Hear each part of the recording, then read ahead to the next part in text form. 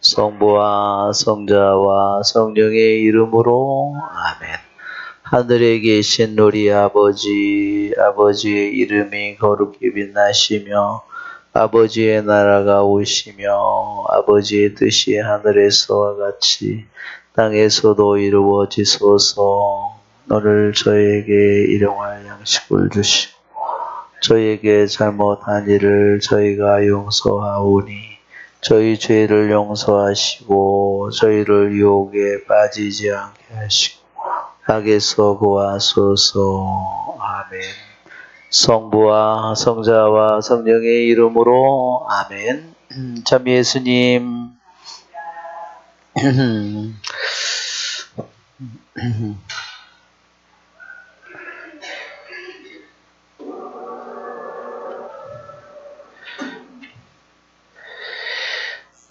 네, 오늘이 벌써 10월 그쵸? 20 며칠이나요 오늘이? 예? 9일. 예. 네. 이제 10월의 마지막 밤이 얼마 안 남았네요. 네, 15번 우리가 한번 읽어볼까요? 15번을 먼저 읽고 하겠습니다. 육체 안에 있는 동안에는 마음을 무방비 상태로 내버려 두지 마십시오. 농부가 곡식을 수확하여 창고에 들이기 전까지는 밭에서 자라는 곡식에 대해 자신감을 느끼지 못하듯이 우리가 코로 숨을 쉬며 사는 동안엔 결코 마음을 지키지 않고 내버려 두어서는 안 됩니다. 마지막 숨이 끊어지기 전까지는 어떤 정념이 우리를 공격할지 알 수 없습니다. 그러므로 목숨이 붙어있는 한 마음을 무방비 상태로 버려두지 말고 순간순간 하느님의 도움과 자비를 구하며 기도해야 합니다. 자, 우리들의 영혼을 마지막 숨이 거둬지는 마지막 순간까지. 그래서 우리들이 보통 그러죠? 신자들은 임종하는 순간에 제일 공격이 심하다고. 그쵸? 그걸 빼앗기 위해서, 주님을 차지하지 못하게 하기 위해서 제일 공격이 심하다고 합니다. 그러니까 우리는 이것을 마지막 순간을 준비하는 것이 아니라 평소에 우리가 준비하는 것이, 평소에 그렇게 준비하고 그렇게 싸움을 산 사람은 어떻게 해요? 마지막 순간에도 똑같이 그렇게 그것을 말하자면 물리치는 겁니다. 그런데 그렇지 않고 평상시에 그런 기도나 훈련을 하지 않는 사람은 어떻게 될까요? 너무나 놀라서, 그렇죠? 여기에 보면 농부가 곡식을 수확하여 창고에 들이기 전까지는, 진짜 우리들의 영혼이 이제는 알곡으로 우리들이 창고는 하느님에게 가는 거죠. 하느님 나라에 우리가 들어가는 순간을 창고에 들어간다고 표현하는 거예요. 그래서 우리는 내가 지성을 깨워 지킨다라는 것보다 영혼의 눈을 깨워 지킨다는 말이 더 아마 맞는 말일 거예요. 영혼의 눈을 깨워 지키는 것.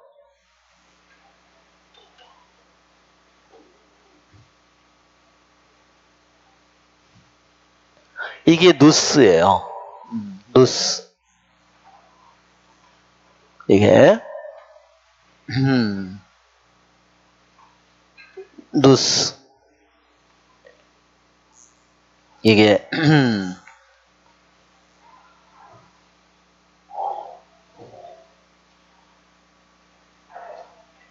누스 이렇게, 또는 뭐 NOUS라고 두고 그냥 스펠링으로는 NOUS예요.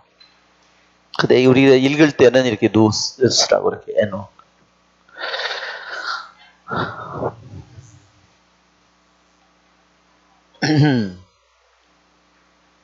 그래서 이 누스를 제가 그림으로 뭐라고 항상 표현하죠?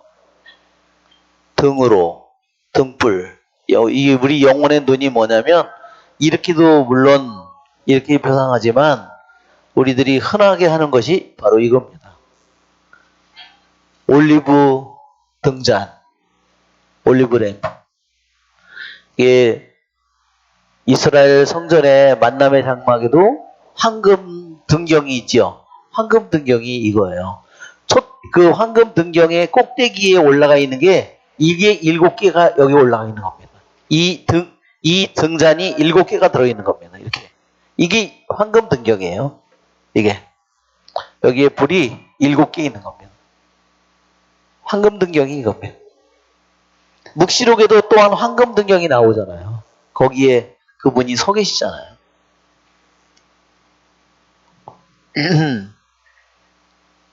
자, 우리 영혼의 눈을 얘기할 때 그래서 항상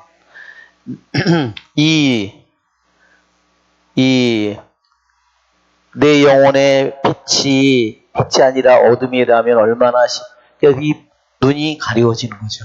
하나는 잘못하면 또 하나는 불이 꺼지는 거야. 불이 꺼지면 어떻게 되죠? 모든 게 끝난 겁니다. 자, 우리는 영혼의 눈을 깨어 지키는 일이 얼마나 중요한 일인가. 자, 여기 첫 번째 기절에 여기 이렇게 되어 있어요. 영어를 보면 I entreat you not to leave your heart unguarded. 나는 당신께 간청합니다. 내 마음이 말하자면 무방비 상태로 깨어 지키지 않는 상태로 내버려 두지 않도록. 말하자면 지키는 사람이 없는 거예요. 어떻죠? 우리가 깨어 있음과 거룩함에 대하여 그래 문지기처럼 보초처럼 파수병처럼 내 마음의 입구에 들어오는 것을 내 마음의 입구에 들어오는 걸 다른 사람이 누가 지켜줄까요? 내 남편이 나를 지켜줄 수 있을까요? 아니요. 지켜줄 수 없습니다. 아무도 모릅니다. 내 마음의 입구에 내 자녀가 아니 내 부모님이 모릅니다.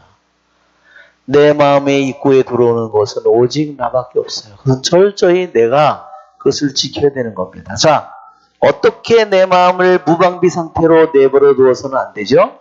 우리 루카복음 21장 34절을 보면 깨어있어라고 루카복음 21장 34절 우리들이 대림절이 되면 우리들이 자주 만나는 단어입니다. 21장 34절 너희는 스스로 조심한다는 말이 이게 깨어있다는 말이에요.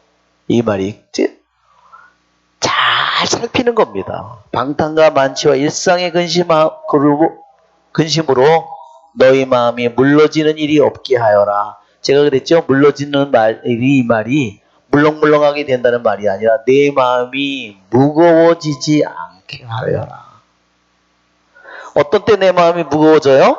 한번 보세요. 무거워지는 게 뭐예요? 방탕하면, 조심하지 않으면 방탕으로 마음이 무거워지죠. 만취, 마음이 무거워지죠. 일상의 근심, 마음이 무거워지죠. 즉 무거워진다는 것은 뭐예요? 마음이 자꾸만 밑으로 내려가는 겁니다. 한없이 우울해지고, 그쵸? 슬퍼지고, 자신이 없어지고, 용기를 잃고, 왜 사는지, 내가 뭘 하는지, 어디에 있는지 전혀 알지 못해. 하나님께서 우리 교부들을 통해서 말하기를 우리들의 마음이라고 하는 것은 깃털과 같다고 그랬어요. 조금만 저기 해도 쉽게 하늘로 날아오를 수 있도록 만들었다고 했어요. 그러니까 잘 절제되어 있는 영혼은, 잘 마음을 지키는 영혼은 어때요? 끊임없이 마음이 하느님께로 자꾸 향합니다. 하느님께로 자꾸 갑니다. 일상의 근심, 그것이 들어올 때 내가, 그렇죠? 뭐 때문에 근심이 들어올까? 원인을 잘 생각해 보면 내가 더 많은 것을 갖기 위해서, 그렇죠? 내가 더 인정받기 위해서 뭐 수많은 이유가 있겠죠.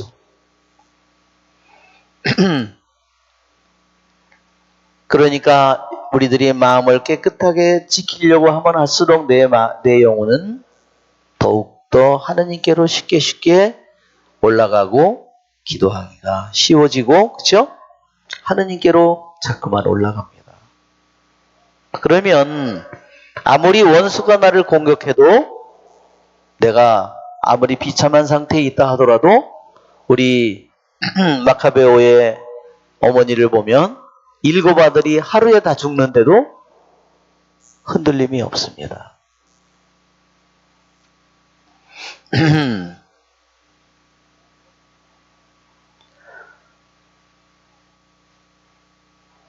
우리들이 다시 여기서 지성을 지키는, 영혼의 눈을 지키는 것, 그것은 우리들의 마음을 지키는 것과 똑같은 겁니다. 우리들의 마음으로 무엇이 침입을 하는지, 무엇이 내 안으로 자꾸만 마귀가 세상의 생각을 통해서, 육의 생각을 통해서 내 안에 무엇을 자꾸만 보여주고 공격하는지, 우리들이 그것을 잘 지키는 것입니다. 그것은 자, so long as you are in the body. 당신이 육신 안에 살아가는 동안에는, 예, 그랬어요. 왜 농부가 곡식이 지금 잘 여물었는데 아직 햇빛을 더 받아야 돼요. 아직 창고에 들이지 않았어요. 아직 안심할 수가 없어요. 언제 비바람이 치고 언제 도둑이 와서 언제 짐승들이 와서 그것을 다 먹을지 몰라요. 그래서 그는 아직 확신을 가질 수가 없어. 확신을 가질 수가 없어요. 농부가 아무리 들판에서 곡식이 잘 자라고 있더라도 아직도 말하자면 자신을 가질 수 없는 겁니다. 그런 것처럼, 그러니까 어떻게 해요? 계속해서 그것을 돌보고 지켜야죠. 여기에 보면 뭐라 그러냐면 up his last breath, 마지막 숨까지 what passion will attack him, 어떤 정념이 너를 공격할지를 알지 못하기 때문이다.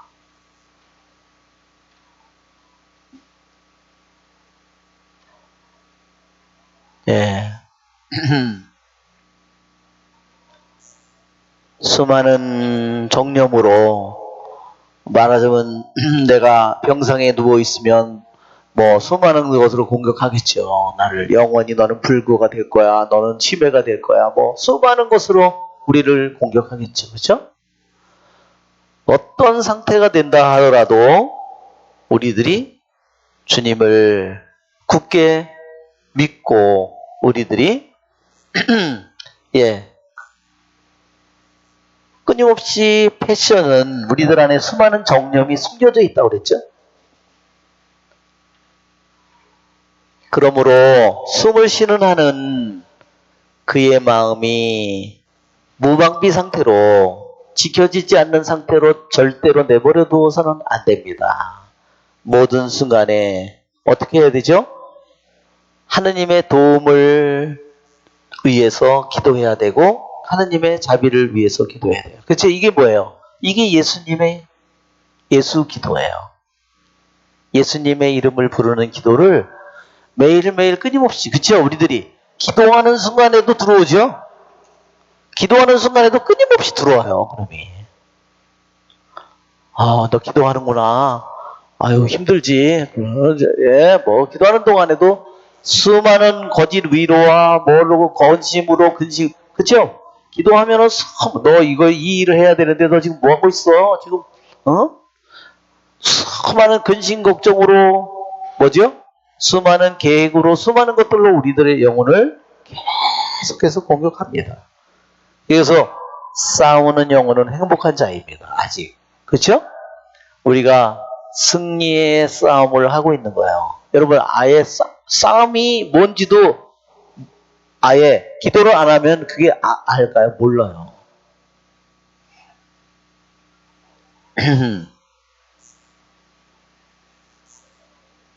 자, 16번을 보면 전쟁 중에 도움을 받지 못한 사람은, 전쟁은 무슨 전쟁이죠? 영적인 전쟁이에요. 그렇죠? 아침에 일어나는 순간부터 우리들의 생각과 마음과 뜻과, 그쵸? 나의 에너지와 전쟁 중에 도움을 받지 못하는 사람은 평화로울 때 자신감을, 한번 영어를 볼까요? 자신감을 느끼지 못하는. 네. 전쟁 때에 도움을 받지 못하는 사람은 평화로울 때도 확신을 갖지 못합니다. 아무 일이 없는데도, 그 전쟁 중에, 왜 그죠? 전쟁 중에 끊임없이 기도하고 매달리는 영혼은 어때요? 하느님께서 자기에게 위로를 주시고 자기에게 힘을 주시니까. 그죠? 그걸 자기가 자꾸만 느끼잖아요.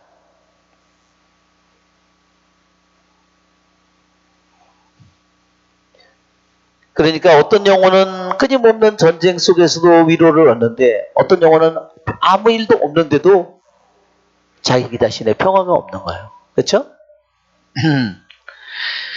자, 17번. 자, 여기 보면 악과의 관계를 버리는 사람은 자신이 하느님께 범한 모든 죄를 정확하게 이해합니다. 자, 여기를 보면은, 영어를 보면 이렇습니다. 어떤 사람이 악으로부터 자신을 단절한다. 세버라는 말은 단절하는 겁니다. 완전히 그냥 버리는 게 아니라 완전히 칼로 끊듯이 끊어버리는 거야. 단절하는. 아브라함이 어떻게 하죠? 자기의 사랑하는 고향과 친척과 아버지 집을 어때요? 완전히 단절하고 떠나는 거죠? 어떨까요? 그 사람들 어떻게 해요? 미친놈이다. 그렇죠? 이렇게 생각했을 거예요.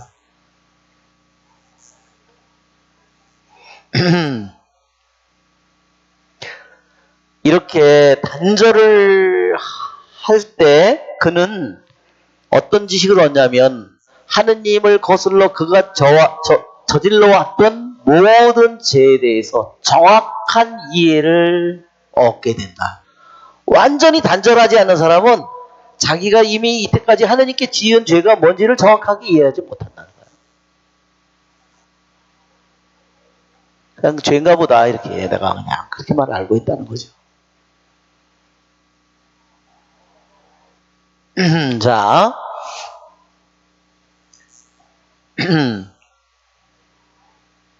그는 만일 그가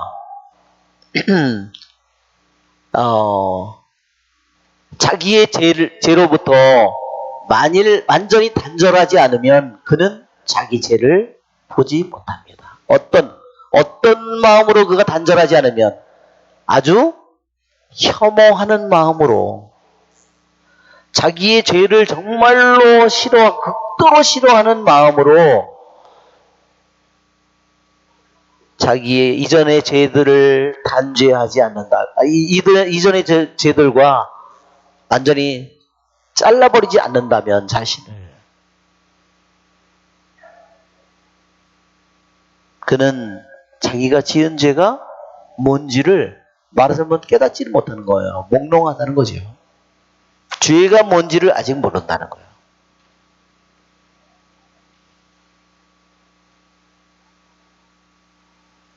우리가 처음에 악마가 우리의 내면에 뿌려놓은 것에 대해서 분노해야 된다 그랬죠? 깨어지킴의 1번. 다시 한번 여러분 1번 읽어보세요.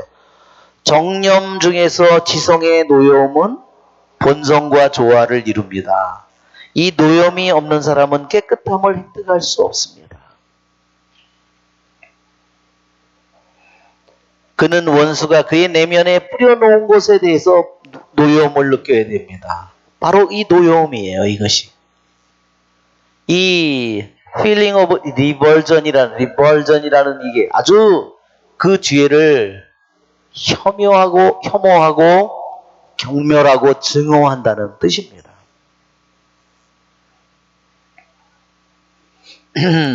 자, 이렇게 자기가 과거에 지은 죄에 대해서 경멸하고 혐오하는 이런 수준에 도달한 사람은 하느님께 눈물로 기도하게 되고, 그리고 자기가 이전에 지었던 그 정념에 대한 악한 사랑을 회상할 때마다 부끄러움으로 가득 차게 됩니다.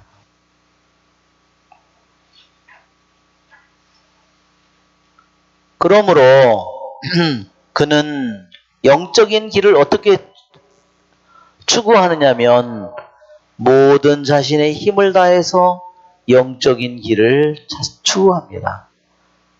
이것을 절대로 이것을 잃어버리지 않게, 이것을 빼앗기지 않도록. 그리고 그러면 자비로우신 하느님께서 우리를 도우실 것입니다. 만일 우리가 우리들의 마음을 지키지 않는다면, 여기서 이렇게 돼 있어요. 만일 여기에 만일 우리가 우리의 마음을 지키지 않는다면 어떻게? 우리의 as our fathers guarded theirs. 그랬어요. 이건 뭐냐면 our fathers를 여기를 번역을요 잘못했어요. 우리는 아버지가 자식을 지키듯이 이렇게 됐어요. 이게 뭐냐면 여기에 father는 뭘 가리키냐면 교부들을 가리키는 겁니다. 무슨 말인지 아시겠죠? 우리의 교부들이 그들의 마음을 지켰듯이 지키는 것처럼 우리도 우리들의 마음을 지키지 않는다면 적어도 하느님께 순종하는 마음으로 우리가 할 수 있는 모든 일을 다 해야 됩니다. 어떻게? 우리들의 몸이라도 죄를 짓지 않도록 지켜야 된다. 예, 우리 교부들이 어떻게 그들이 자기의 마음을 지켰어요? 우리 말하자면 교부 안토니오나 그 뒤에 나오는 빠꼬미오나 무슨 우리 바실리오나 그레고리오나 수많은 이 성인들의 삶을 통해서 보여주는 것처럼 그것을 말하는 겁니다.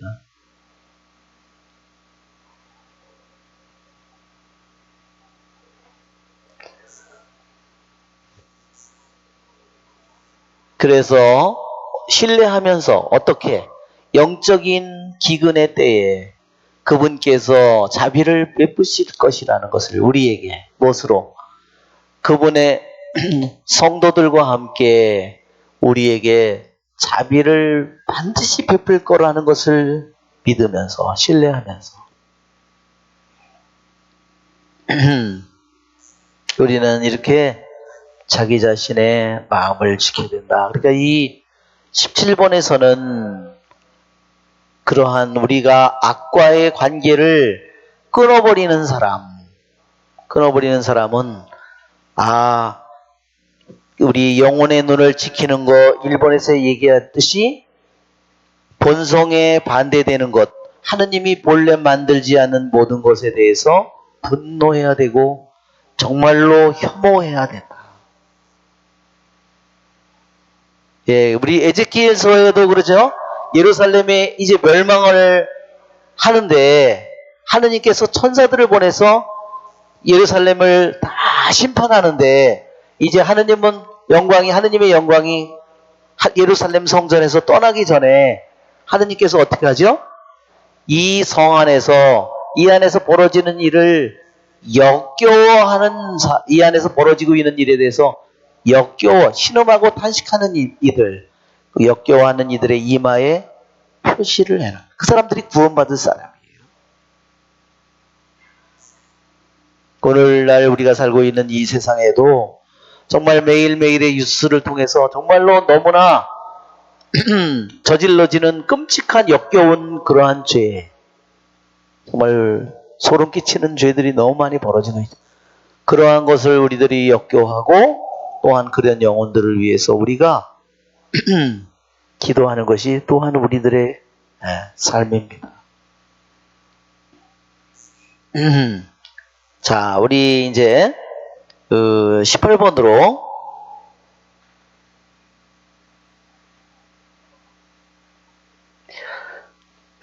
자, 18번 마음을 다하여 참 경건을 가지고, 이거는 우리가 참 신심을 가지고 이렇게 여러분 저기 반짝이 하면 좋겠고, 하느님을 마음을 다하고 참 신심을 다해서 하느님을 찾기 시작했다고 해서 이미 하느님의 뜻에 수응한다고, 하느님 뜻에 순종한다고 생각할 수는 없다.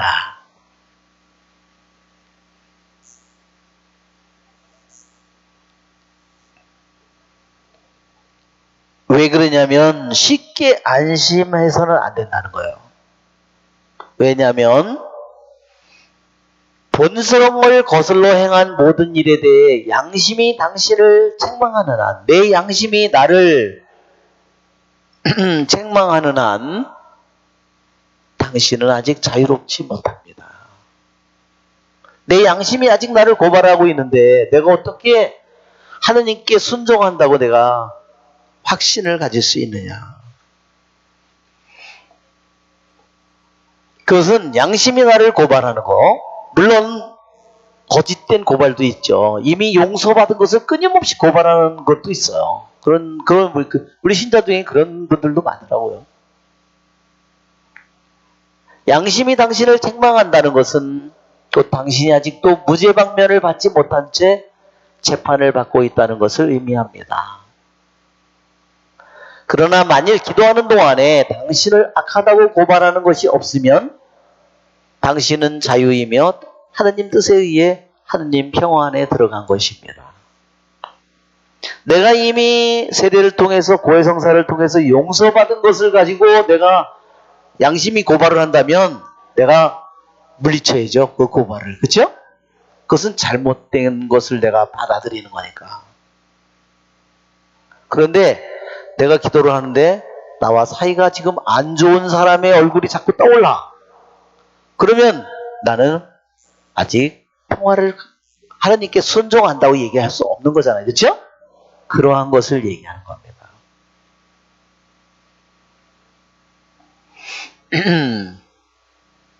만일 당신의 내면에서 좋은 곡식이 악한 가라지의 방해를 받지 않고 잘 자라는 것을 보면 만일 마귀들이 더 이상 당신의 감각을 공격해도 소용이 없다는 것을 깨닫고 퇴각한다는 것을 발견한다면 구름이 만남의 천막을 덮고 낮에는 해도 밤에는 달도 너를 해치지 않는다면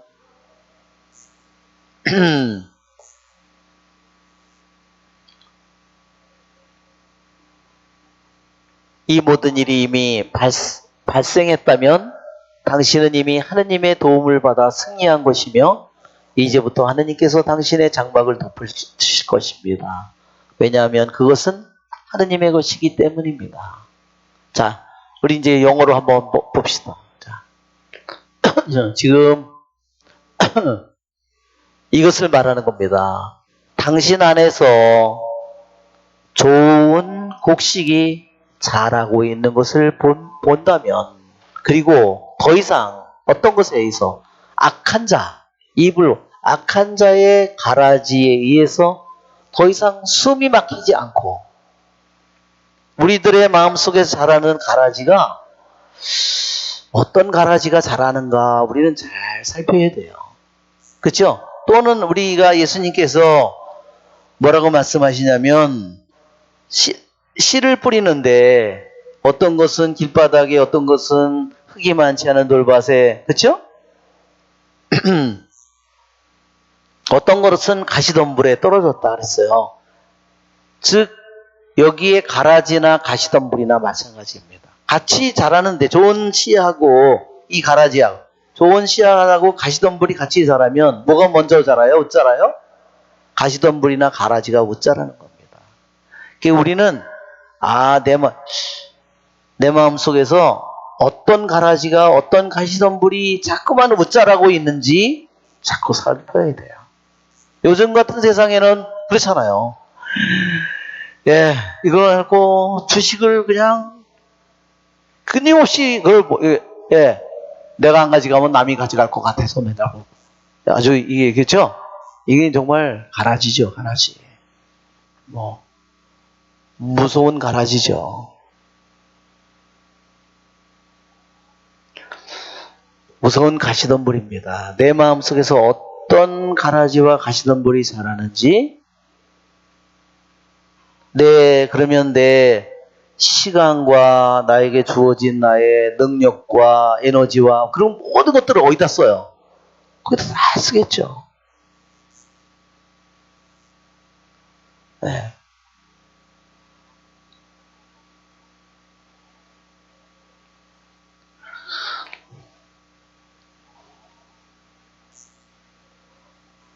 제가 한 번은 미국에서 한국에 돌아오기 전에 미국에서 6년을 살다가 한국에 돌아오니까 6년 동안 텔레비전도 안 봤지, 뭐도 안 봤지.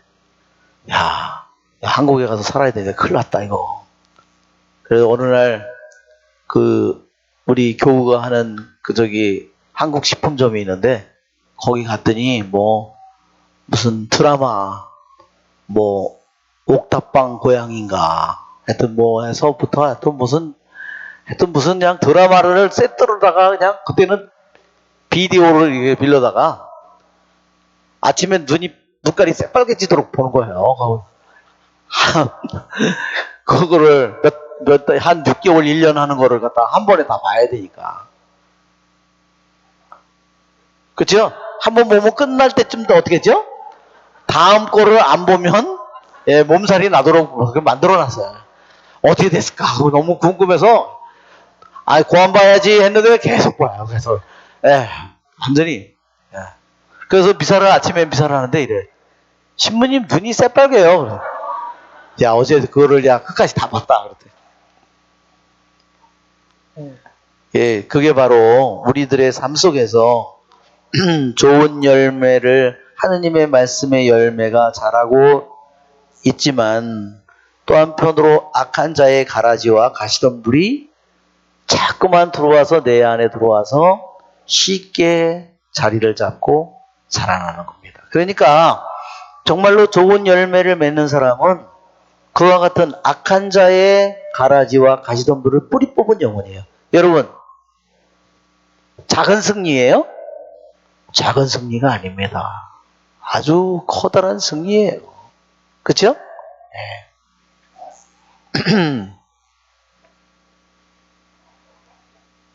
그러면 또 그 다음에 보면 그 다음에 만약에 악마가 아주 억지로 물러나는 것을 당신이 발견한다면 어떻게? 왜 억지로 물러나느냐면 악마가 이제 소용이 없어요. 더 이상 내 감각을 공격하는 것이 더 이상 아무 소용이 없다는 것을 그놈이 확신했기 때문에 이제는 마지못해서 악마가 물러나. 어떻게? 육신의 감각으로, 오감 감각으로, 그쵸? 맨날 육신의 오감 감각, 눈으로 보고, 요즘에 게임이고 게임 못해요. 아주 그림 잘 그리는 사람들이 그리는 겁니다. 그 게임 하나 저기 하려면, 그쵸? 얼마나 많은 사람들이 붙어서 그거를 만들고, 그걸 그리고, 그걸 하겠어요. 재밌게 그걸 만들겠어요. 네. 그것이 바로 오감 감각을 통한, 그러니까, 오감 감각을 통해서 오는 공격을 막아내지 못한 사람은 어때요? 그러면 그 다음 것들이 다 계속해서 뒤에 있는 것들이 계속 들어가는 겁니다.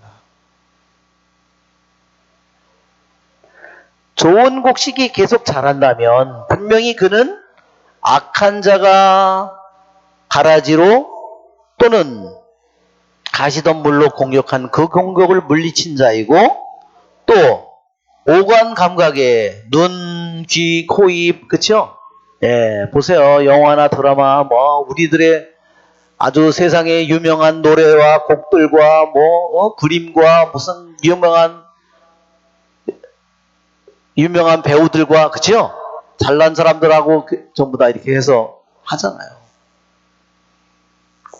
왜냐면 감각을 통해서 우리들의 마음을 빼앗기 위해서입니다. 그러나 어떤 영혼이 이제는 오감 감각에 대해서도 우리가 깨어있음에 대해서 얘기할 때잖아요. 오감 감각에 대해서도 문을 닫았다. 그렇죠? 오감 감각에 대해서도 잘 문을 닫을 줄 아는 영혼이 되면 그의 영혼의 눈은 점점 밝아지고 깨끗해집니다. 또 뭐를 얘기했냐면 세 번째로 만일 여기에 뭐라고 그러냐면 계속되는 겁니다. 이게 만일 구름이 그대의 텐트, 그대의 장막 위를 덮고 있다면, 그래서 태양도 너를 해치지 못하고 낮에, 밤에는 달도 너를 해치지 못하게 된다면, 자, 이게 무슨 소리냐? 탈출기 40장 34절을 펴보세요. 아주 정말로 중요한 말입니다. 탈출기 40장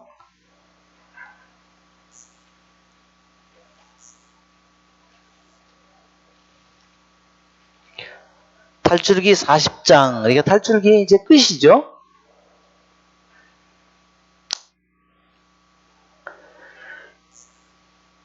자, 같이 읽어볼까요? 그때 구름이 만남의 천막을 덮고 주님의 영광이 성막에 가득 찼다. 모세는 만남의 천막 안으로 들어갈 수가 없었다. 구름이 그 천막 위에 자리 잡고 주님의 영광이 성막에 가득 차 있었기 때문이다. 예. 여기에 구름이 만나게 천막을 덮는다.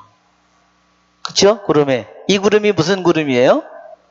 이게 영광의 구름입니다. 우리 PPT를 한번 볼까요? PPT를 보면, 네. 자, 보세요. 이게 지금 시나이산에 이스라엘 백성이 여기 도착했어요. 에집트를 탈출을 해서 여기에 도착했는데요. 여기에 그들이 여기까지 행렬을 해서 왔잖아요. 그렇죠? 홍해바다도 건너서 온 거예요. 파라오가 쫓아오다가 홍해바다에서 다 빠져 죽고 그들은 홍해바다를 건너서 드디어 하느님께서 당신과 계약을 맺으려고 하는 시나이산 밑에 도착했어요. 여기서 이스라엘 백성과 첫 번째로 계약을 맺습니다. 이것이 구약이에요. 그렇죠? 이게 며칠째 계약을 맺은다 그랬어요? 출발한 날로부터? 이제는 아시네요. 출발한 날로부터, 에집트를 탈출한 날로부터 50일째 되는 날이에요. 그래서 오순절이 나오는 겁니다. 그래서 그렇죠? 와, 오순절이 괜히 나온 게 아니구나. 여러분이 의심이 생기는 사람은 한번 계산을 해보세요. 언제 출발했어요? 니산달 14일 날. 예. 니산달 14일. 자, 니산달을 뭐 했어? 한 해의 첫 달로 삼아라 그랬어요. 첫째 달로 삼아라. 그래가지고 둘째 달, 셋째 달 이렇게 해서 한번 계산해 보세요, 여러분이.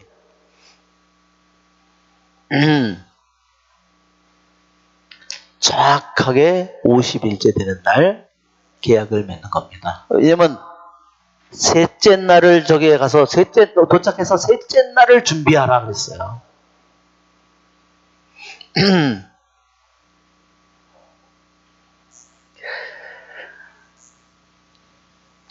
자, 여기에 지금 그림에 보면 두 번째 여기도 보면 하느님께서 나타나셨는데 어때요?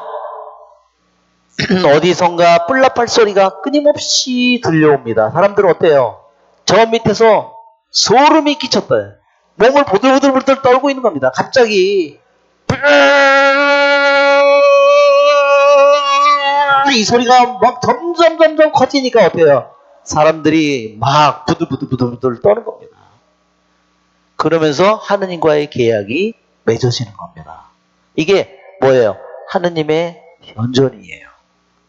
이게 영광의 구름이 나타난 겁니다. 즉 영광의 구름은 뭐냐면 한편으로 당신을 여기에 나타났다는 것을 드러내면서 한편으로 숨기는 겁니다. 한편으로 보여주고 한편으로 가리는 겁니다. 왜 그렇죠? 있는 그대로 보여주면 우리는 죽으니까. 그래서 구름으로 당신이 현존한다는 것을 여기에 드러내면서 한편으로 감추는 겁니다. 두 가지 기능을 다 아는 거예요. 자, 두 번째 그림을 보면 이게 신하의 산, 이게 바로 만남의 장막을 만들었죠? 이게 여기서 이 신하의 산 여기에서 얼마를 머무른 거냐면요. 1년을 머무른 겁니다. 이 밑에서. 지금도 이 신하의 산 여 밑에 뭐가 있어요? 카타리나 수녀원이 여기 있습니다. 그 자리가 뭐냐면 모세가 가시덤불에 소명을 받은 자리입니다. 그 수도원 안에 들어가면요. 모세 가시덤불이 있어요.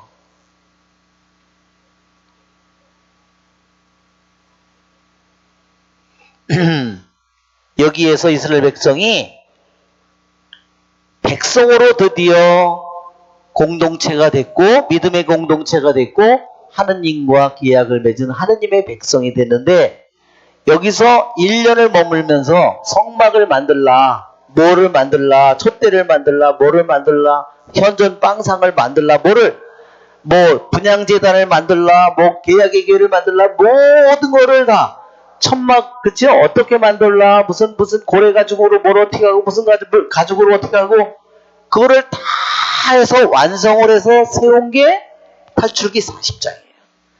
세워서 축성식을 하는 것이 40장이에요. 탈출기 40장. 그 순간에 어떻게 돼요? 이 영광의 구름이 이 위에 가서 딱 내려와서 덮는 겁니다. 그게 축성식이에요. 그러면서 어떻게 해요? 내려와서 이 안에 들어오니까 모세가 그 안을 들어가지 못하는 겁니다. 자, 구름이 만남의 천막을 덮는다. 이제 무슨 말인지 이해가 되죠? 이게 말하자면 성모님께서 잉태하는 순간에 성령이 너에게 내려오시고 지극히 높으신 분의 힘이 너를 덮을 것이다. 그 단어가 이 단어입니다. 왜 그렇게 해석을 하느냐? 어떻게 그렇게? 구약은 히브리어고 신약은 그리스어인데 어떻게 그렇게 해석할 수가 있을까요? 70인역 성경이 있기 때문입니다. 70인역 성경은 언제 나왔나요? 기원전 3세기에 나왔습니다. 예수님은 그러면 70인역 성경을 알고 있었을까요? 당연히 알고 있었죠. 신약 성경에 마태, 마르코, 루카복음 전체에 나오는 성경 인용은요, 모두 다 70인역에서 나온 겁니다. 그러니까 마태, 마르코, 루카 이것을 기록한 사람들이 히브리어 성경을 갖다가 거기다가 쓴 게 아니라요. 히브리어 성경으로 인용해서 찾아보면 잘 안 맞아요. 근데 70인역 성경 그대로 옮겨놓은 겁니다. 왜? 신약이 그리스어이니까. 예수님도 70인역 성경을 물론 더 많이 들으셨죠. 자, 구름이 만남의 천막을 덮는다는 것이 바로 이겁니다. 그래서 이 말이 70인역 성경으로 이 히브리어 성경을 기원전 적어도 3세기에 그리스어로 번역했는데 그 단어가 거기에 나오는 신약에 나오는 그 단어와 똑같은 단어를 썼다는 겁니다.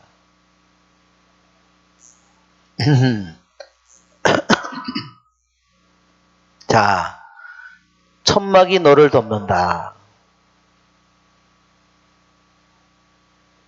이제는 그전에는 여러분 이게 이집트는 뭐예요? 태양신이죠? 예. 태양신이 막 이글이글 막 다 모든 걸 태우듯이, 그렇죠? 그렇게 그래서 옛날 사람들의 사고방식으로는 태양도 달도 우리를 해친다고 그래서 싹싹 비른 거예요. 태양신에게 달신에게 싹싹 비른 겁니다. 살려달라고. 예. 우리 해치지 말라고.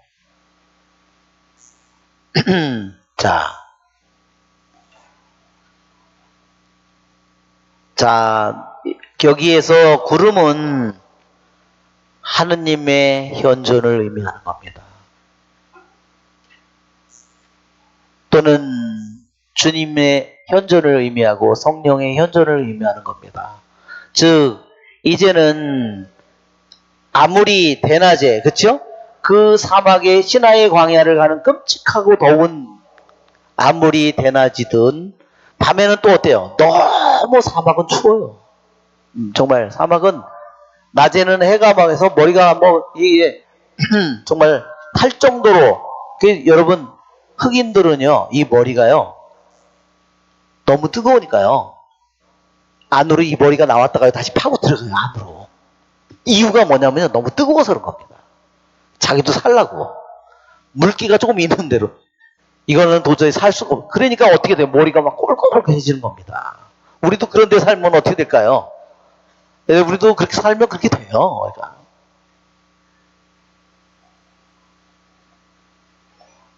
즉 이제는 어느 영혼이 자신의 영혼의 눈을 잘 깨어서 지키고 감각도 지키고 자기의 패션으로부터 그런 욕망으로부터 우리들의 욕구로부터 우리들의 잘 지키고 우리들의 마음이 무거워지지 않도록 잘 지킨 사람의 영혼은 어때요? 우리 영혼의 텐트 위에 그분의 구름이 나를 덮고 있다는 겁니다. 그것을 얘기하는 거예요. 그러니까 여기에 구름이 만남의 천막을 덮는 것이 구약 성경의 옛날에 모세 시대에 끝난 일인가 보다 했는데 이 말씀이 하느님을 믿고 사는 우리들에게 내 영혼, 그쵸? 우리 영혼을 천막이라고 그랬잖아요. 왜? 지상에 살아있는 동안 내 육신이 입고 있는 천막이다. 그쵸? 천막을 딱 비워버리면 어떻게 돼요? 말뚝을 끈을 쳐버리면 천막이 쓰러지죠. 지금은 우리가 뭐 발에도 힘이 있고 발목에도 힘이 있고 뼈에도 힘이 있으니까 하지만 늙으면 어떻게 돼요? 가만히 있어도 흔들리죠. 가만히 있어도 이제 막 허리도 흔들려요. 그죠? 그렇지만 이 말씀이 정말로 성경은 정말로 놀랍다. 구름이 만남의 천막을 덮는다. 이 만남의 천막이 바로 우리예요. 하느님의 그분의 현존이 나를 지키기 위해서 나를 덮고 있는 겁니다. 또 그 다음에 If you find yourself, keep pitch your tent. 그리고 당신 스스로 당신의 텐트를 잘 채고 있다는 것을 적의 공격으로부터 자기의 영혼의 텐트가 무너지지 않도록 오관 감각을 통해서 오는 공격, 정념을 통해서 오는 공격, 마음을 통해서 오는 공격, 이와 같은 것을 잘 지키고, 그리고 어떻게 해요? 그래서 그 텐트를 잘 쳤어요. 그리고 어떻게 해요? 그 텐트를 잘 지키고 있어요. 어떻게? 하느님이 원하는 대로 잘 지키고 있어요. 그렇게 됐다면 어떻게 됐어요? All this has happened. 이와 같은 모든 일이 일어나고 있다면 그때 당신은 하느님의 도움으로 승리를 얻었음을 알게 될 것입니다. 이런 말입니다. 아시겠죠? 이런 일들이 참된 신심으로 여기에 보면 그렇죠? 악한 자의 가라지가 숨을 막아버릴 수 없고 오간 감각으로 악마가 더 이상 공격을 해도 소용이 없고 그렇죠? 그리고 우리 영혼의 천막에 하느님의 영광의 구름이 우리를 덮고 있고 그리고 우리들 자신이 이 텐트를 잘 치고 있고 하느님이 원하는 대로 잘 지키고 있다면 이런 일이 일어나고 있다면 그때 당신은 하느님의 도움으로 승리를 얻은 것입니다. 그러므로 하느님께서는 스스로 당신의 텐트를 여기에 봤죠? 그래서 어떻게 해요? 그러므로 그분께서는 그대의 장막을 덮고 계신 겁니다. 왜? 그것은 이제 그분의 것이기 때문에. 왜? 악령이 오간 감각으로도 쉽게 정복을 하는데 하느님의 것인데도 누구 것이 돼요? 악령의 것이 돼버리잖아요. 하느님은 당신 것으로 삼았는데도 마음을 하느님께 안 주고 오간 감각으로, 생각으로, 정념으로, 마음으로 끊임없이 그것을 지키지 못하는 영혼은 어떻게 돼요? 결국은 살인자요, 악한 자의 것이 될 수밖에 없다는 겁니다. 이제 어떻게 됐어요? 이렇게 잘 자기 자신을 지킨, 영혼을 지킨 그의 영혼은 어떻게 돼요? 이제는 그 영혼이 누구의 것이 되었어요? 하느님의 것이 되었기 때문에 하느님께서 당신의 그 천막을 지키고 계십니다.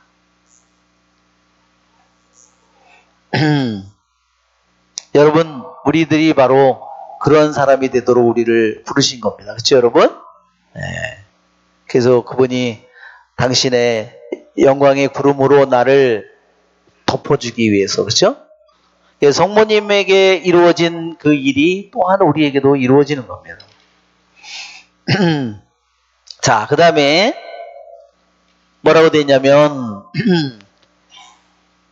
이 싸움이 계속되는 한 사람은 두려움과 떨림으로 가득 찹니다. 왜?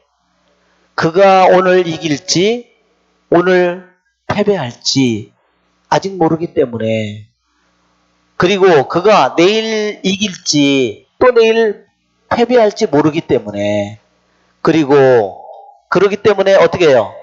스트레스가 그의 마음을 조입니다. 예. 이 싸움이 계속돼. 싸움이 내가 승리를 거뒀다면 그의 영혼은 어때요? 영광의 구름이 그를 덮고 그의 영혼 속에 안식이 올 것이고, 그렇죠? 평화가 올 것이고. 그러나 싸움이 아직도 쉽게 오간 감각으로 들어와서 나의 하루 막 삶을 막 몇 시간 동안 내 씻고 지멋대로 막 하고, 그렇죠? 정념이 들어와서 이렇게 나를 하고 이렇게 싸움이 하고 있다면 나는 아직 어때요? 안심할 수 없다는 거예요. 그러니까 어때요? 아직 두려움과 떨림으로 가득 찬 겁니다. 왜? 오늘 내가 승리할지 패배할지를 모르고 내일 승리할지 패배할지를 모르는데 안심할 수가 없죠. 네.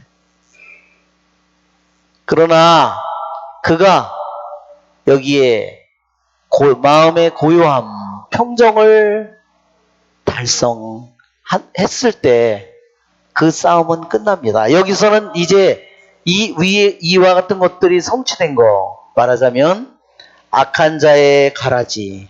첫째, 악한 자의 가라지 그랬죠? 악한 자의 가라지. 네, 공격 중에 하나가 악한 자의 가라지.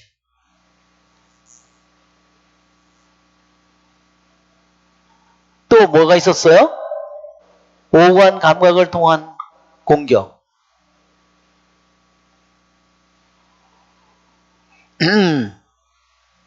이와 같은 모든 것들로부터 이제는 흔들리지 않고 그런 것들에 의해서 눌리지 않고 그런 공격을 하더라도 아무 소용이 없는 그런 영혼이 된다면, 그쵸? 뭐를 얻은 거예요? 결국은 여기서 디스패션을 얻었다고 했습니다. 네, 디스패션은 여기에서 무정념이라고 했는데 정념이 없다는 것은 말이 되지 않는 거고 이것은 마음의 평정이에요.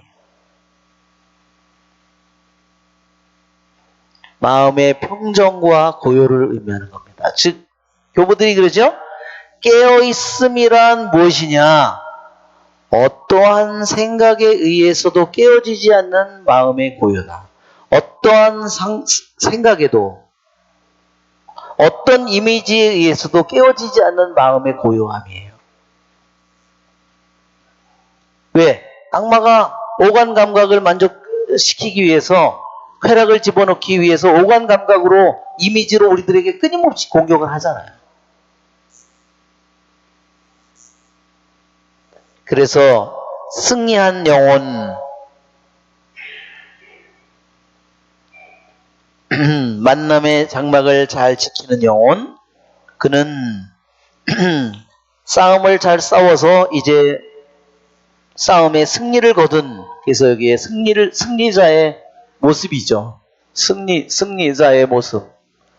그에게 승리자의 모습은 여기 하나, 이제 영광의 구름이 그를 덮는다는 말을 하나 했고, 지금은 마음의 평정을 달성한다고 했어요. 그래서 그는 어떻게 해요? receives the prize of victory. 승리의 상을 받습니다. 그리고 어때요? 예, 세계에 대하여 더 이상의 근심을 갖지 않습니다. 어떤 셋이냐? 갈라진 세계에 대해서. 왜냐하면 오직 지금 하느님을 통해서만 그들은 서로 평화를 누릴 수 있기 때문입니다. 이 뜨리는 뭐냐? 영혼육입니다. 그들이 하나가 됐을 때 뭘 통해서? 성령의 에너지를 통해서, 성령의 힘을 통해서 하나가 됐을 때 그들은 다시 갈라지지 않습니다. 자, 여기서는 이제 영혼육을 얘기하고 있습니다.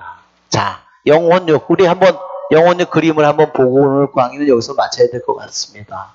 자, 영혼육이 지금 이 그림에 보면 영혼육이 뭐 때까지 우리가 저기 할 때는 영혼의 세 능력, 이성부, 정령부, 욕망부에 대해서 했는데 즉 누스하고 패션과 디자이어에 대해서 했는데 지금 여기서 나온 거는 영혼의 갈라진 세 영혼을 말하는데 영혼육입니다. 영혼육. 또 두 번째로는 이 그림이에요. 영혼육입니다. 또 여기 그림에도 지금 보면 이것도 영혼육이에요. 지금 근데 오늘은 이거를 다 할 수는 없는데 왜 여기서 갈라진 셋이라고 하냐면 이렇게 되어 있는 겁니다. 이게 제가 한 1, 2분만 더 하면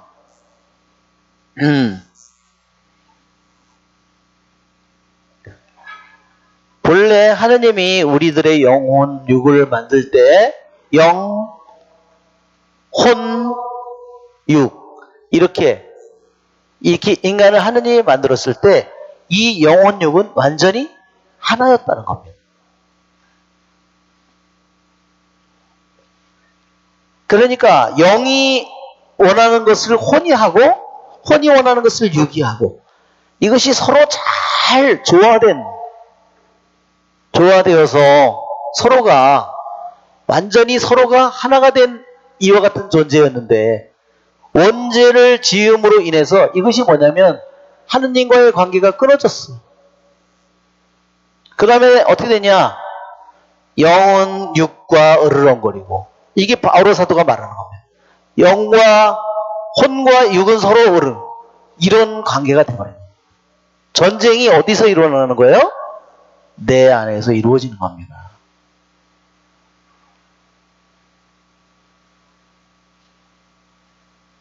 이것이 내 안에 그래서 성모님께 바치는 바오로 사도가 과연 나는 비참한 인간입니다 하는 거 있죠. 눈물의 골짜기에서 울며 탄식하며 어머니를 부르나이다. 이겁니다. 우리들의 영혼이 내 안에서 반란이 일어나 있는 거예요. 이 서로가 영과 혼과 육이 서로 하나가 되어서 있어야 되는데 이것은 이거대로 자기 멋대로 움직인다.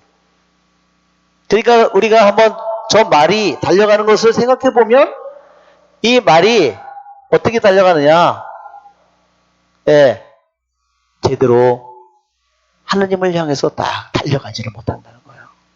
뒤에 있는 것을 잊고 앞에 있는 걸 향해서 전속력으로 달려가야 되는데 이 말은 이로 가려고 그러고 이 말은 이로 가려고 그러고 이성은 따르고 서로 다 각각이라는 겁니다. 이것이 우리 말하자면 성경에서 우리 교부들이 우리에게 말하는 겁니다. 이것이 갈라진 세 부분을 가리키는 겁니다. 자, 이것은 이제 또 긴 얘기니까 또한 다음 시간에 하도록 하겠습니다. 은총이 가득하신 마리아님 기뻐하소서. 주님께서 함께 계시는 여인 중에 복되시며 태중의 아들 예수님 또한 복되시나이다.